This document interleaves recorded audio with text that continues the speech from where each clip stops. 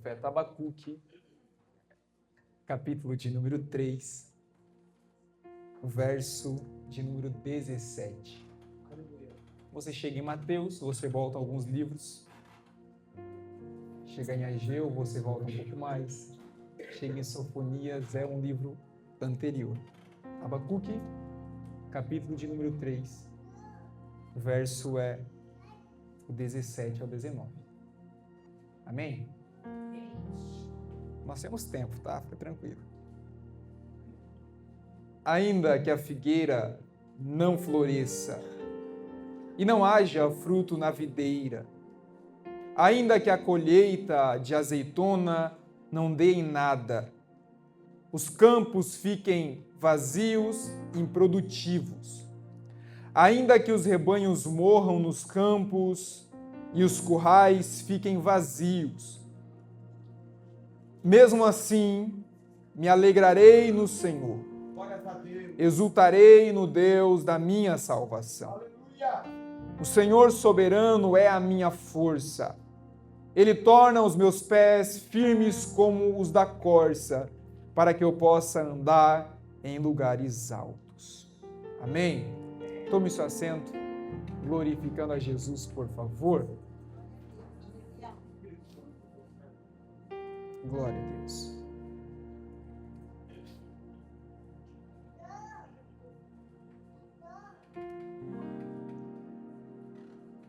A verdade, meus irmãos, é que, se puder só dar um pouco de retorno aqui em cima para mim, por favor. A verdade, meus irmãos, é que nós vivemos em uma era, principalmente das redes sociais, onde tudo é maravilhoso, não é? Onde todo mundo tem uma vida perfeita quando posta, não é verdade? Até porque ninguém posta que amanhã tem boleto para pagar, né? Ninguém posta as suas dores, as suas frustrações, os seus problemas. Isso é normal do ser humano querer parecer alguém que ele não é. Por isso que nós somos ruins. Por isso que a nossa carne é ruim. E Abacuque está exatamente dessa forma. Ele está vivendo um cenário que não é um cenário de vitória. Ele está falando num período onde o caos está prestes a ser estabelecido sobre Judá. Ele está falando num cenário onde a destruição, a perca total está prestes a acontecer onde ele está. Ele está vendo tudo onde ele construiu a sua vida, não só ele, como os seus familiares.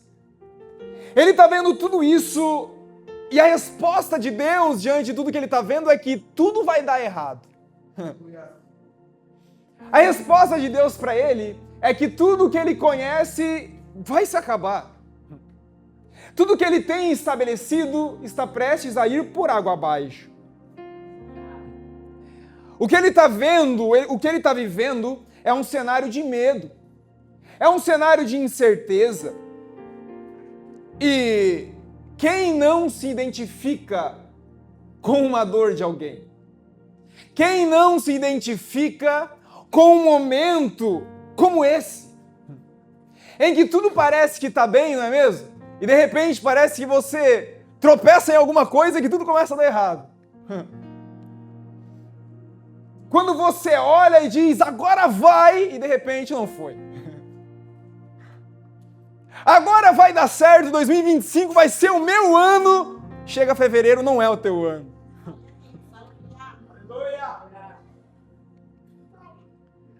A pergunta que fica para nós refletirmos no início dessa mensagem é: como que nós podemos se alegrar em um Deus quando a vida está um caos?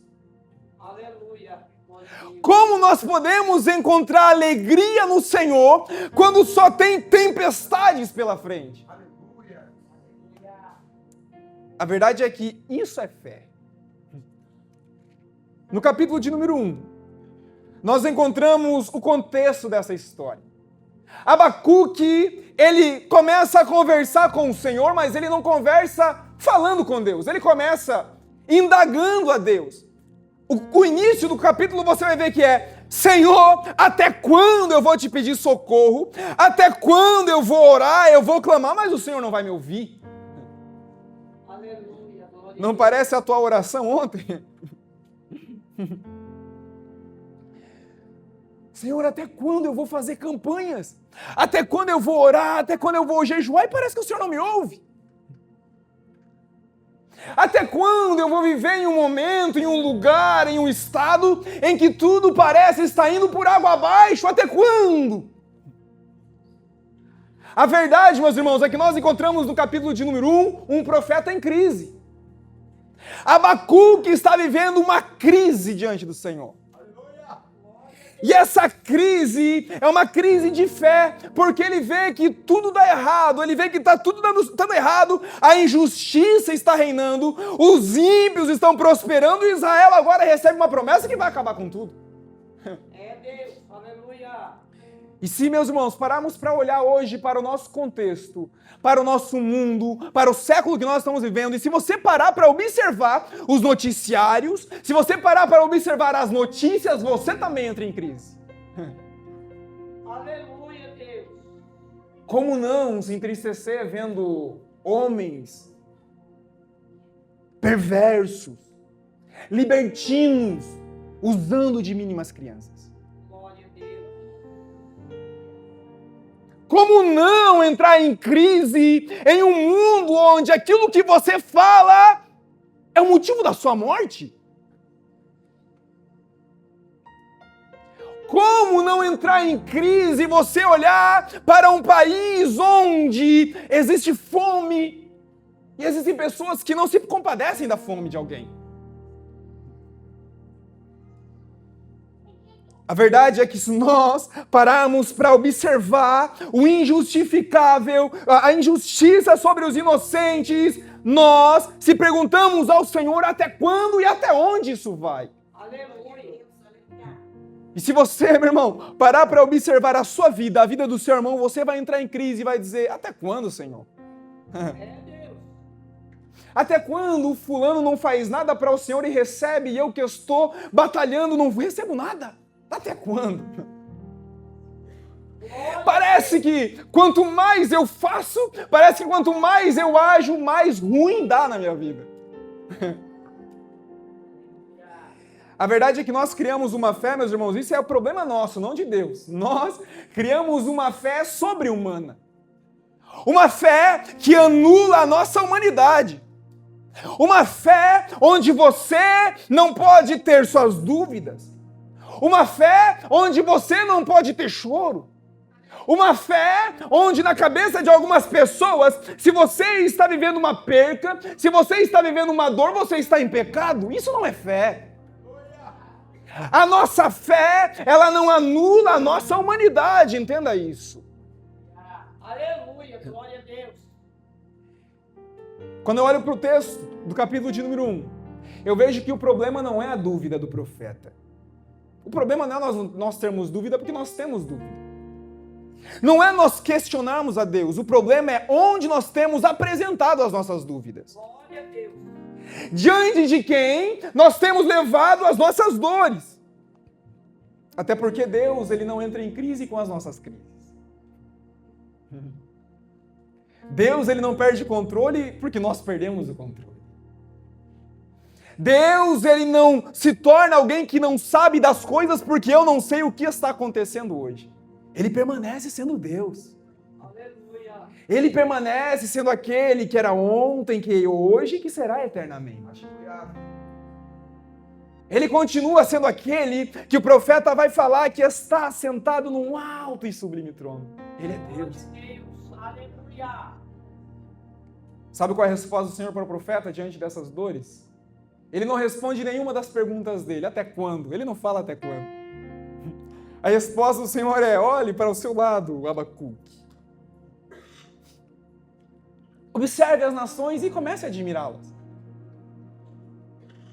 Só que, se você olhar para esse início que ele fala, observe e admire, você vai pensar que algo bom vai vir aí. Só que não é algo bom que vem aí. O Senhor olha para Abacuque e diz: Abacuque, eu enviarei, eu estou levantando a Babilônia para corrigir o meu povo. A Babilônia será usada como simplesmente uma vara de correção dos meus filhos. Glória a Deus. Aleluia. E aí fica mais ruim. Porque para nós a resposta de Deus tem que ser boa, não é? A resposta de Deus, a resposta de Deus, a reação do profeta tem que ser boa, não é? Nós estamos tão acostumados, meus irmãos, com muitos profetas que se dizem profetas, né? Vamos lá colocar os seus pontos nos is, que se dizem profetas e dizem e clamam: eu vou declarar sobre a sua vida agora um milagre. Tem alguns que até trabalham a voz para você acreditar que o milagre vai vir, não é? Não sei se você já ouviu. Eu vou contar até 3. Ainda tem que mudar a voz, né? E dali 1. E dali 2. E dali 2,5. Eu fico imaginando no céu os anjos, Deus olhando, ó, no 3 você tem que correr. Aleluia. A verdade, meus irmãos, é que nós esquecemos que não é a terra que manda no céu, é o céu que manda na terra. Aleluia. Glória a Deus. Nós entramos em crise porque nós achamos que nós temos o controle e o poder para dar as respostas que nós não temos. Aleluia. Nós queremos tirar de Deus aquilo que Ele é, que é Deus. Eu sirvo ao Senhor, mas eu vou declarar sobre a minha casa. Meu irmão, você declarar não significa que vai acontecer. Você tem fé que vai acontecer, mas se Deus não quiser, não acontece. E sabe, Ele continua sendo Deus. A resposta de Deus para a oração de Abacuque é essa: eu não vou responder aquilo que você quer ouvir, eu vou falar aquilo que eu vou fazer, eu vou corrigir vocês. Aleluia.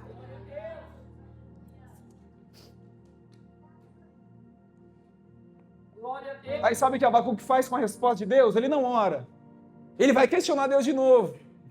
Se você for olhar no verso do capítulo 1, no verso de número 12, tem a segunda queixa de Abacuque.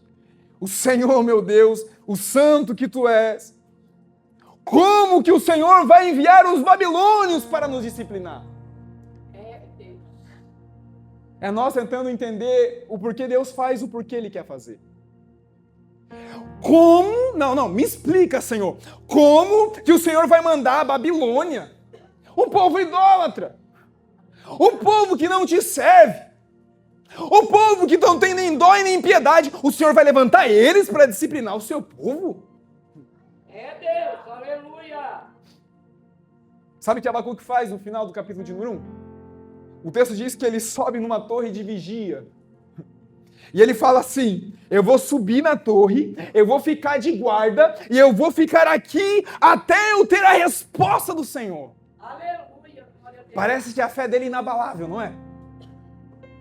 Só que é uma fé errada. E não sou eu quem falo, é o texto quem vai falar que é uma fé errada. Porque a segunda resposta de Deus não é nem a primeira pergunta e também não é nem a segunda pergunta dele. Deus não está se importando com as perguntas dele. Deus não precisa responder as perguntas dele. Deus olha para ele e diz: ei, Abacuque, entenda uma coisa, o profeta é você. E o profeta fala aquilo que eu, o Senhor, quero falar, e não aquilo que você quer ouvir. Glória a Deus.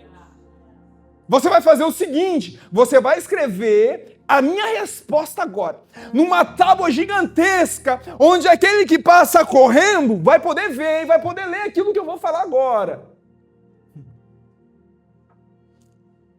Aí nós encontramos 5 ais do profeta Abacuque. No capítulo de número 2, o verso de número 6 ao verso de número 8, a palavra diz: ai dos gananciosos e dos exploradores, ai daqueles que acumulam o que não é seu, até quando vocês irão fazer isso? A primeira resposta para Abacuque é: Abacuque, entenda o que eu vou falar agora, eu estou olhando para vocês, eu não estou enxergando um povo que é meu servo. Eu estou enxergando um povo que está roubando, que está explorando de forma injusta aqueles que são os meus. Aleluia. O segundo ai do Senhor é ai daqueles que se enriquecem com injustiça, capítulo de número 2, verso de número 9 ao 11. Ai daqueles que ajuntam em suas casas ganhos injustos. Aleluia. A resposta de Deus para ele é que até as pedras das suas casas clamam por justiça. O terceiro ai do Senhor, do verso número 12 ao 14, é ai daquele que edifica a cidade com sangue. É Deus, aleluia. O Senhor está falando não da Babilônia, está falando do seu povo. Está falando de um povo que carrega o seu nome. E se o povo de Deus carrega o nome de Deus, ele tem que refletir o Deus que tem o seu nome. E Deus olha para Abacuque, que você entenda uma coisa, que toda a terra vai se encher do meu conhecimento e da minha glória.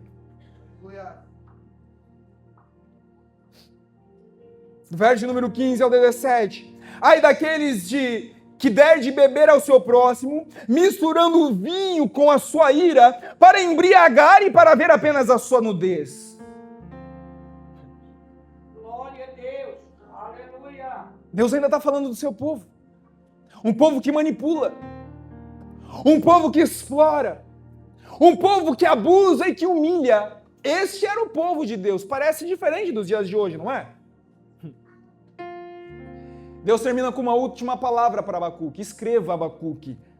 Ai daqueles que olham para a madeira e diz acorda, e olha para a pedra e diz desperta. É Deus. Meu Deus. Deus está falando sobre idolatria. Ai daqueles que estão no meu povo e fazem ídolos para si. É Deus. Aí Deus termina com uma palavra que todo mundo ama e conhece. O Senhor, porém, está sentado num alto e sublime trono, e que a terra toda se cale diante dele.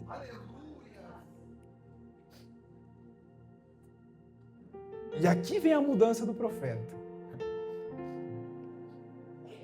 Porque nem sempre a sua resposta e a resposta da sua oração vai vir da forma que você quer. Porque a verdade é que Deus ele não vai responder às nossas orações se precisar ter uma mudança de atitude antes. Às vezes nós queremos tanto algo de Deus, mas nós não estamos preparados para viver aquilo que é preparado por Deus. Aleluia. E aí nós se perguntamos, até quando? Aí Deus olha e diz, até você está pronto. Quanta gente, meus irmãos, que Deus prepara para a sua obra, e homens antecipam aquilo que Deus tem preparado para alguém e acaba destruindo ao invés de construir a pessoa. Pessoas com chamados extraordinários que não estavam preparados para assumir a responsabilidade, que no final acabam morrendo por não estar preparados. Existe diante do relógio de Deus um tempo determinado para todas as coisas. O problema para nós é que o tempo de Deus é diferente do nosso.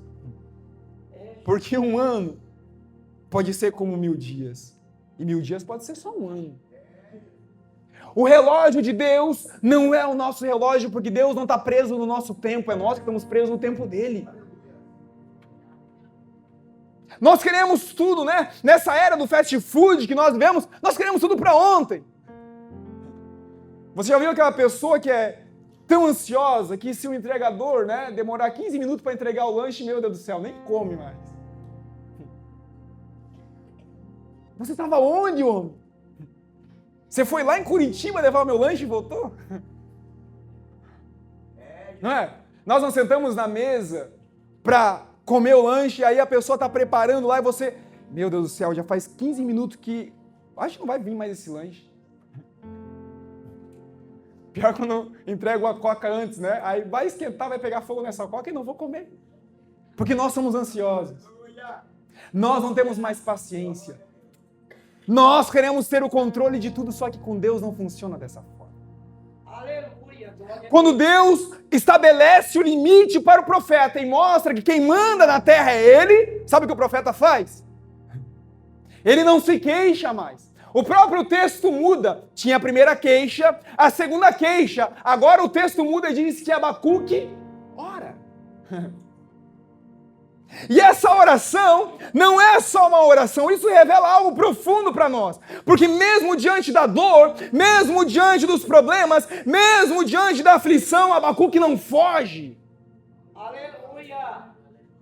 Mesmo percebendo que ele não tem o controle, ele não se rebela contra Deus, ele permanece.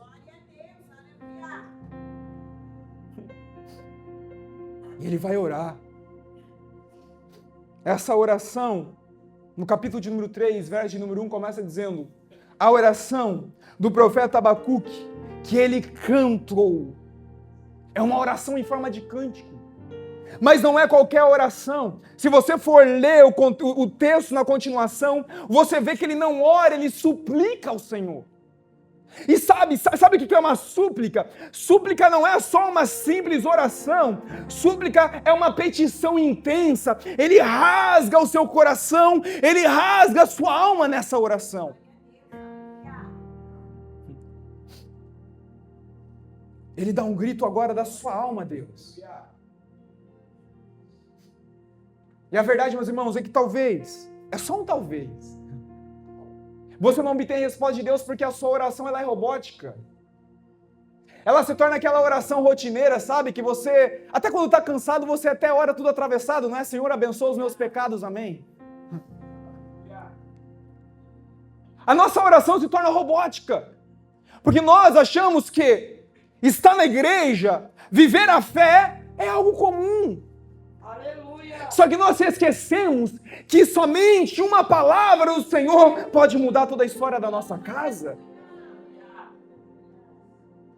Nós esquecemos que apenas uma palavra do Senhor pode mudar o rumo da nossa vida.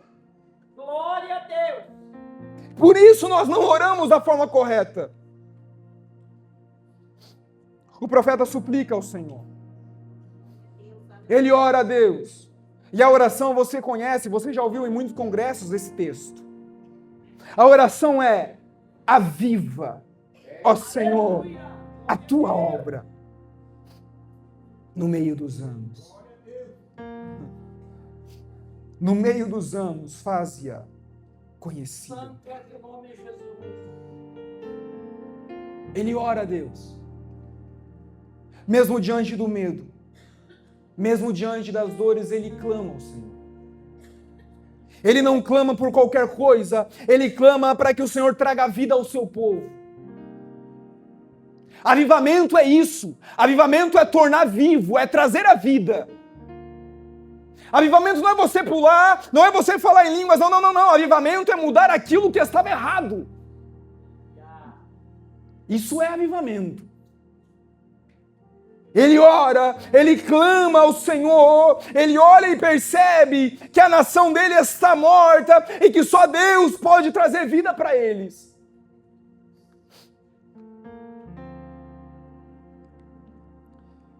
A verdade é que nós esquecemos desse mínimo detalhe, que só Deus, só o Senhor pode mudar a nossa história.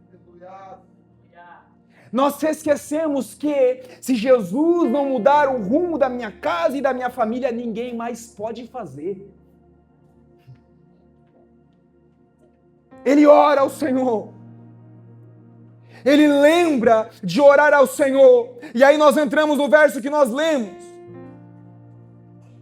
No verso número 16, ele olha e diz: eu estremeci por dentro quando eu ouvi tudo isso. Os meus lábios, eles tremeram de medo, a minha perna vacilou, eu tremi de terror.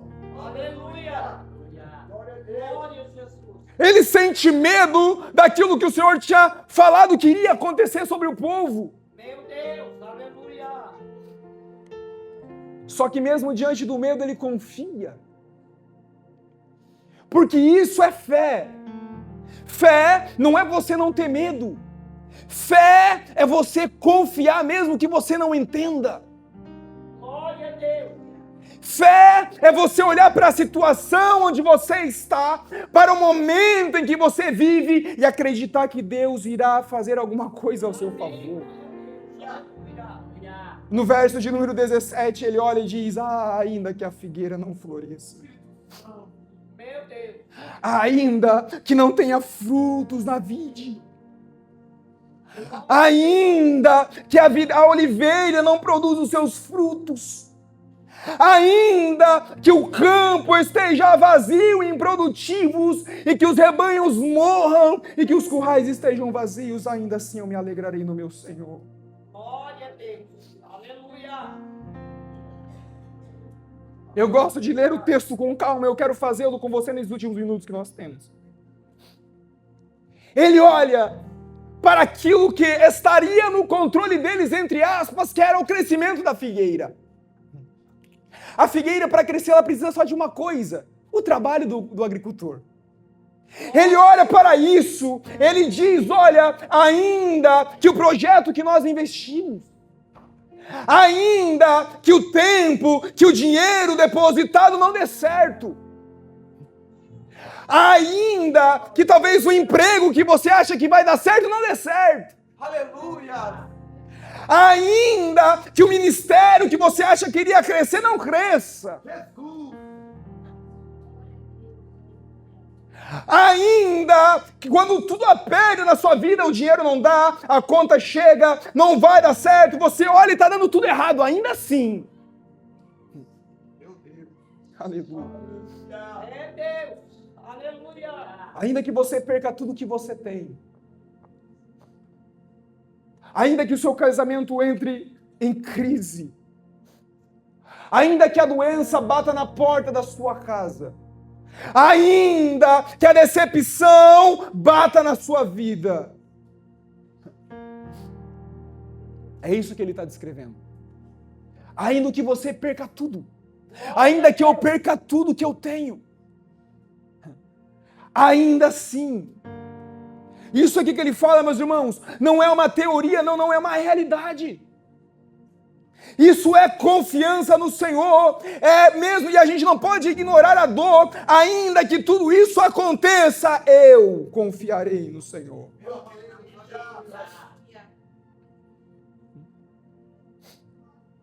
E não é só confiarei, é me alegrarei no Senhor. É Deus. Não é só você confiar que Deus vai fazer você se alegrar em Deus. O que é mais difícil ainda? Quem consegue se alegrar vendo aquele que você mais ama numa cama, num leito prestes a morrer? Quem consegue se alegrar tendo tudo aquilo que você construiu, vendo indo embora? Aleluia, Deus. Quem consegue se alegrar tendo todos os seus planos que você estava vendo que estava dando certo, agora vê que está tudo indo abaixo? Quem consegue se alegrar nesse momento? Quem consegue viver como Jó, que no momento da sua maior dor, os seus amigos abandonam e começam a criticar, a sua esposa diz, amaldiçoa esse Deus e morre, o que sobra para ele é só um caco de telhas para ele se coçar, e ainda assim ele diz, eu só sei de uma coisa, que o meu Redentor ele vive e por fim ele vai se levantar. Glória a Deus. Essa não é uma alegria emocional, não. Essa não é uma alegria que você está emocionado e você fica alegre. Essa é uma alegria, não é uma alegria que você olha, eu vou ficar alegre porque eu sei que tudo vai dar certo. Não, não é essa alegria que o texto está falando. Glória a Deus. A alegria, ela vem de uma convicção, e essa convicção não depende de circunstâncias, essa alegria, essa convicção, ela não depende daquilo que você vive, ela depende apenas de Deus. É Deus. Aleluia. Meu Deus! Essa fé é bíblica. Uma fé que não depende de circunstâncias. Uma fé que não depende de que as coisas começam a estar favoráveis para você crer. A fé, ela confia que Deus permanece sendo Deus. Mesmo quando tudo está dando errado. A alegria de Abacuque não é porque a figueira vai florescer. A alegria de Abacuque não é porque a vide vai dar os seus frutos. A alegria de Abacuque não é porque os campos vão produzir e que os rebanhos vão estar vivos e saudáveis. A alegria de Abacuque é porque o Senhor é o Deus da sua salvação. Será que a minha alegria está no meu salário? Será que a minha alegria está no meu carro, no meu relacionamento? Será que a minha alegria está nos meus filhos? E se tudo isso que você está alegre acaba, o que sobra? Aleluia. Glória a Deus. Se tudo aquilo que você acha que produz alegria para você acaba, o que sobra? Aleluia. A verdade é que crente que se alegra em Deus, mesmo na prisão se alegra e canta. É Deus. Lembra de Paulo e Silas, não é? Só que não é só Paulo e Silas. O texto vai muito mais além. A Bíblia vai dizer que enquanto na noite em que Jesus está prestes a ser traído, na mesma noite, ele está na mesa da ceia. E na mesa ele anuncia aquele que vai trair. E antes de ir ao Getsêmani, onde ele seria traído, ele sabe que ele vai ser traído. A Bíblia diz que antes ele canta um hino ao Senhor. Aleluia, Deus. Existe um verso do hino 126 da harpa cristã que vai dizer o seguinte: os mais belos hinos e poesias foram escritos em tribulações e dores.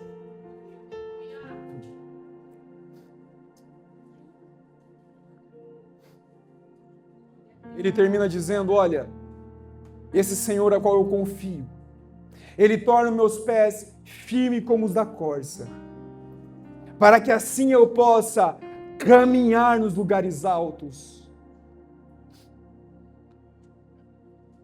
A verdade é que a alegria no Senhor, ela não é uma alegria passiva que passa. Ela é uma alegria que traz poder sobre a nossa vida. Porque essa alegria nos sustenta. Essa alegria faz você entender e você entrar naquele complexo, sabe? Que as pessoas olham para você e dizem: meu irmão, tá dando tudo errado na tua vida e você tá alegre. Tá dando tudo errado, tá dando ré na tua vida e você permanece louvando. É porque a minha alegria não depende das coisas. Nós entramos em um paradoxo, meus irmãos, em que nós viemos ao culto e nós nos incomodamos com a adoração das pessoas, não é? É Deus. Tem pessoas que olham: ih, fulano, pra que pular desse jeito? Tá louco? Aleluia. Pra que, meu Deus, pra que bradar desse jeito? Tá louco? Pra que cantar desse jeito? Tá louco? Pra que testemunhar desse jeito? Tá louco? Meu irmão, a verdade é que a Bíblia diz que quem muito foi perdoado, muito ama. A verdade é que para nós, a nossa fé não vale nada, por isso nós somos assim, ranzinza, ruim. Porque se na verdade a nossa fé valesse alguma coisa para nós, se nós entendêssemos que nós fomos salvos de uma condenação eterna, não era o fulano que estaria pulando, era eu. Nós cantaríamos com convicção, nós oraríamos com vontade, nós veríamos o culto com desejo de vir ao culto porque o Senhor nos salvou. Aleluia. E quando eu entendo isso, isso muda tudo na minha vida. O Senhor, Ele é a minha força. Ele vai fazer que os meus pés caminhem como a corça e me fará andar em lugares altos. A verdade é que a dificuldade, ela tem um poder que nada mais tem em nossas vidas. A dificuldade, ela tem o poder de nos levar em um lugar de dependência de Deus. E esse lugar de dependência de Deus é o lugar mais alto que nós podemos estar nele. Aleluia. Porque quando eu dependo do Senhor, quando eu entendo que eu dependo do Senhor, nada mais importa para mim. Aleluia. Glória a Deus. Eu sei que se eu trabalhar mais não resolve. Eu sei que se eu buscar mais não resolve. Eu só sei que Deus resolve.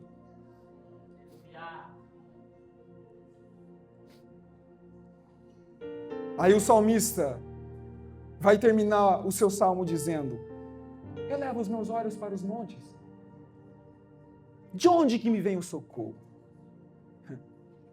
Eu imagino ele conversando com alguém, Deus. em meio a dores, em meio a dificuldades, e alguém lança essa palavra: